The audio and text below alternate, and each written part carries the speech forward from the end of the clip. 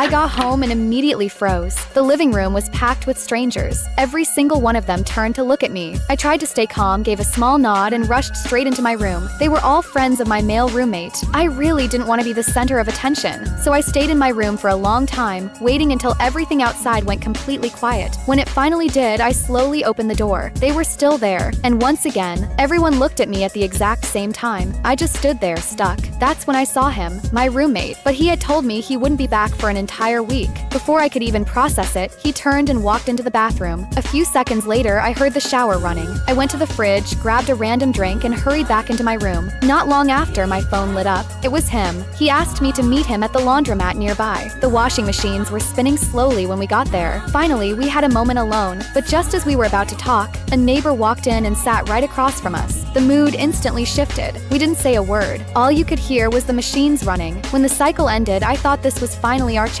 But the neighbor started folding clothes. Slowly, painfully slowly. Time felt stretched out. That's when my phone buzzed. He had started texting me. The neighbor kept glancing at us, clearly confused as we typed back and forth, message after message. And then, he confessed. Right there on my screen. I stared at the words and couldn't bring myself to reply. After a moment, he stood up and walked outside, pretending he didn't have signal. The second he left, the neighbor leaned in. He thought we were fighting. He started giving me advice, sharing his dating tips, completely convinced we were a couple. I tried explaining that we weren't together. He didn't believe me. Eventually, the neighbor left, and right outside the door, he saw my roommate still waiting there. He looked nervous, like he was bracing himself for rejection. A little while later, I went home with a bag full of candy. He was sitting alone on the couch, just watching the door, watching me. I thought about his confession, and suddenly I didn't know what to say. So instead, I poured the candy into a cup and handed it to him. Then I hurried back into my room. Inside the cup were heart-shaped candies. He looked down at them, and in that moment, I knew he understood my answer.